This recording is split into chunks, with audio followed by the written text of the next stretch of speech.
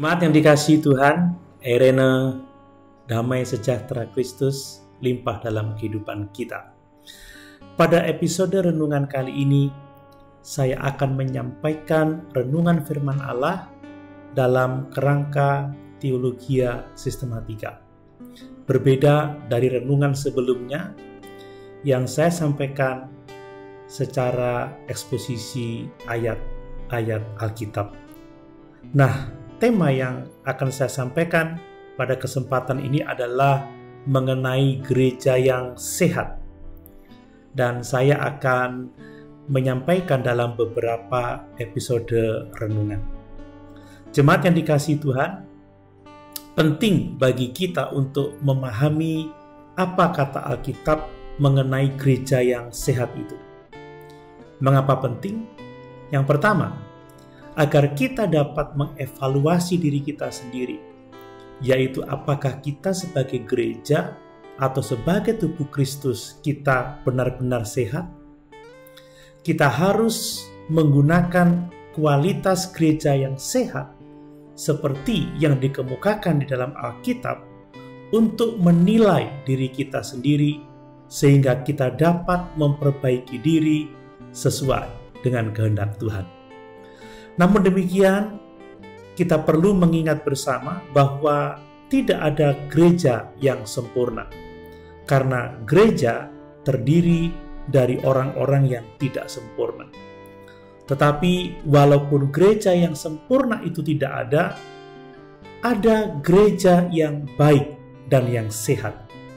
Untuk itu, kita harus berusaha dengan sungguh-sungguh untuk menjadi gereja yang baik, menjadi gereja yang sehat demi kemuliaan Tuhan.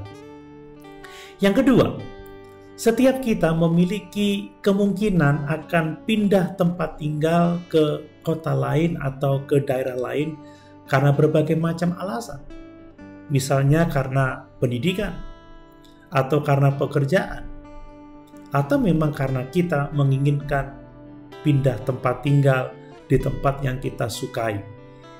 Maka di tempat yang baru itu, kita harus berusaha untuk menemukan dan bergabung dengan gereja yang baik, dengan gereja yang sehat. Biasanya orang memilih gereja itu karena banyak alasan ya. Tidak semua orang memilih gereja berdasarkan kebenaran Alkitab. Ya, beberapa orang ada yang memilih gereja karena alasan perasaan keagamaan. Dia merasakan sesuatu yang lain, sesuatu yang menyenangkan, seperti getaran begitu ya. Ketika dia hadir di sebuah kebaktian, maka dia memilih gereja itu untuk bergabung. Atau ada orang yang memilih sebuah gereja karena dia merasa disambut dan dikasihi oleh gereja itu. Tetapi bagi yang lain, ada yang memilih gereja karena suka lokasinya, gedungnya, atau lahan parkirnya, dan alasan-alasan yang lainnya, mungkin musiknya, dan lain sebagainya. Jadi, kita sebagai orang percaya, kita perlu untuk belajar memahami apa yang Alkitab katakan tentang gereja yang sehat itu.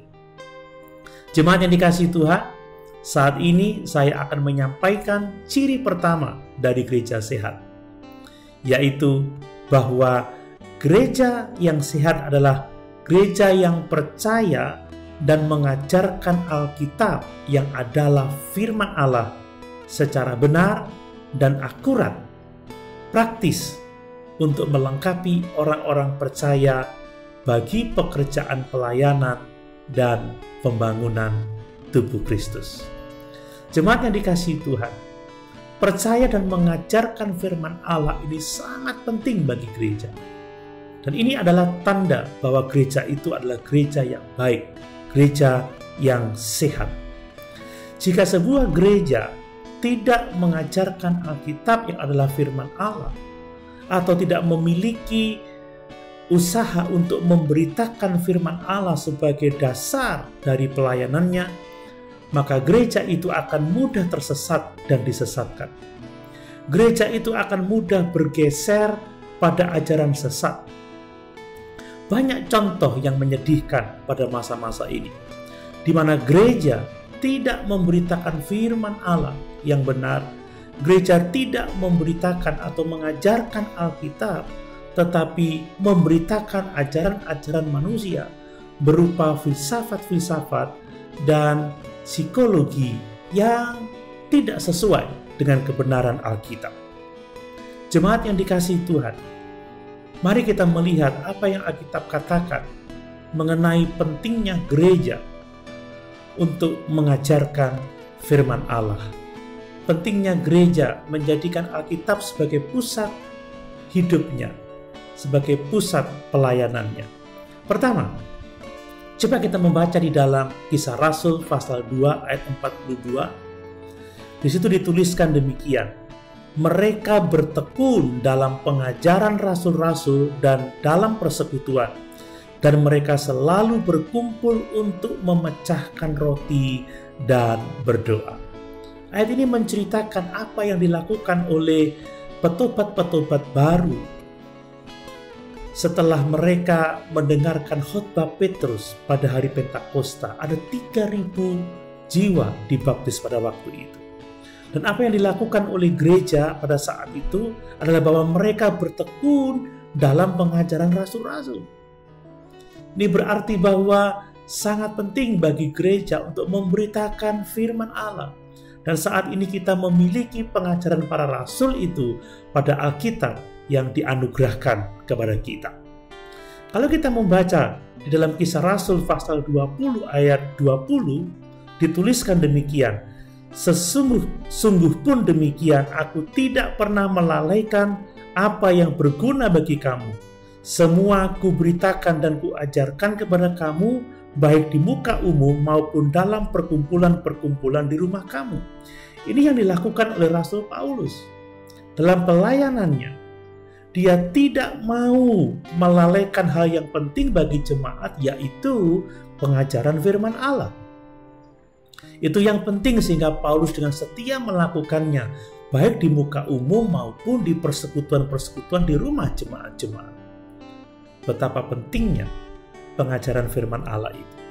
Kemudian di dalam ayat yang ke-27 dari Kisah Rasul 20 tadi dituliskan demikian: sebab aku tidak lalai memberitakan seluruh maksud Allah kepadamu.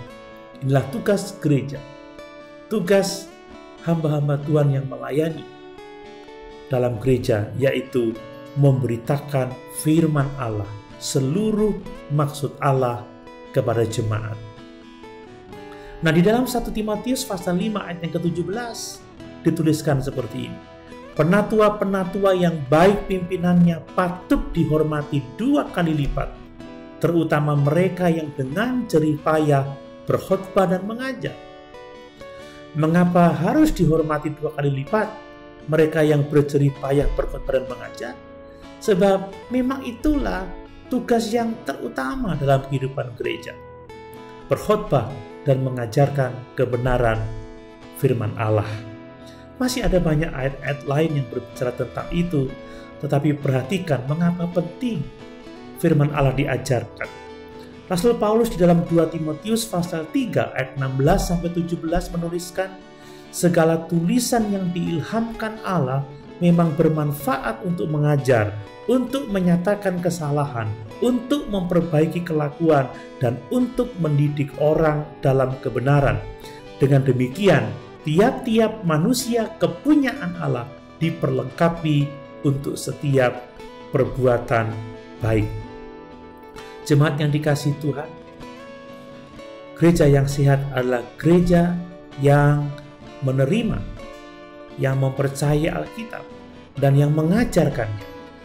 Di dalam 2 Timotius pasal 4 ayat 1-5, Rasul Paulus menasihati Timotius demikian: di hadapan Allah dan Kristus Yesus yang akan menghakimi orang yang hidup dan yang mati, aku berpesan dengan sungguh-sungguh kepadamu demi penyataannya dan demi kerajaannya, beritakanlah firman, siap sedialah, baik atau tidak baik waktunya, nyatakanlah apa yang salah, tegurlah dan nasihatilah dengan segala kesabaran dan pengajaran. Jemaat yang dikasihi Tuhan, apakah kita percaya Alkitab adalah firman Allah? Apakah kita menerima dan mengajarkan kebenaran firman Allah? Jika kita menerima dan mengajarkan Alkitab yang adalah firman Allah, kita adalah gereja yang sehat. Haleluya. Tuhan Yesus memberkati.